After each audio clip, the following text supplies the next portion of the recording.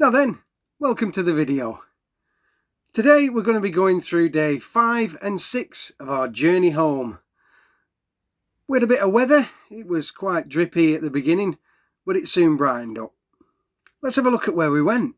There we are. We were moored here just before bridge number 55 at the top of the Hatton Locks. We left that behind and made our way through the Shrewsbury Tunnel.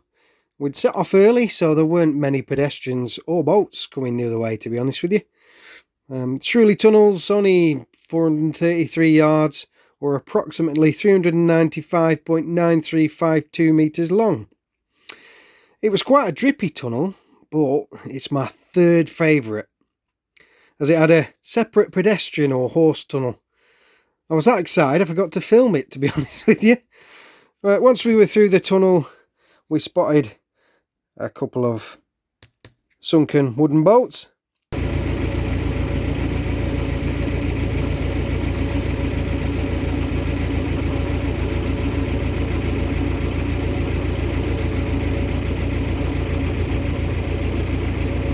I do.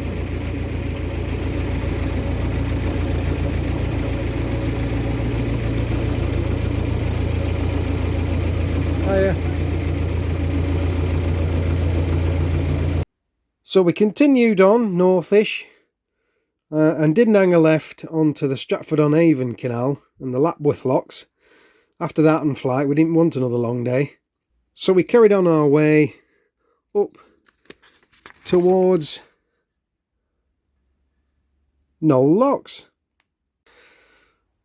I like Knowle locks. It's 5 locks in a row and it's quite a short distance.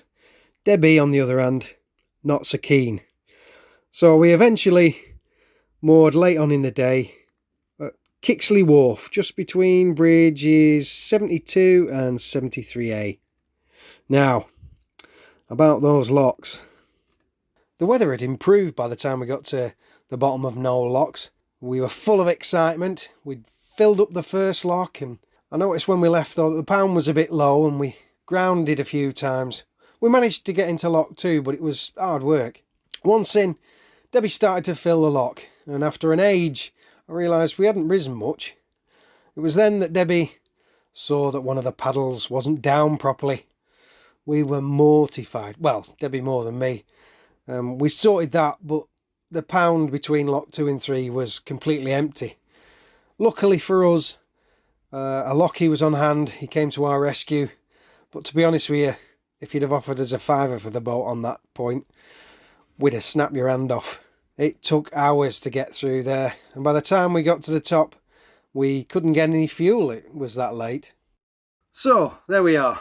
If your boat was resting on the bottom of the canal at the top of Knowle locks on the 14th of August, that was our fault. Sorry. Once we'd moored up that night, we popped into Knowle to have a look around the little village there. Some nice old buildings and some really big chimneys.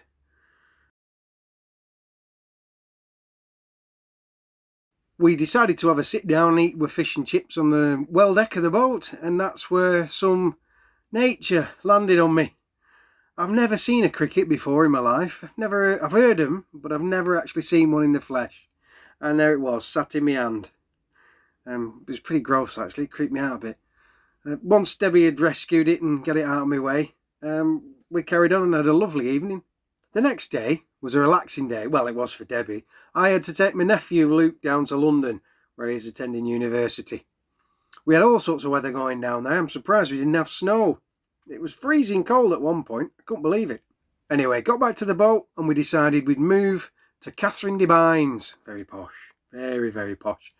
That was to make it easier for our attempt at getting through Birmingham in one day.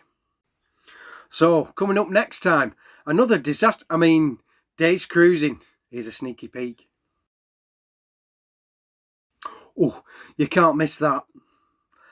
Okay, that's it for today. If you've enjoyed it, give us a like. Subscribe if you want to see more. And if you click that little bell icon, YouTube will mind you next time we release one.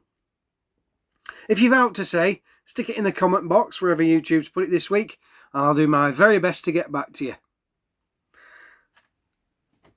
Well, that's everything on my list. Till next time.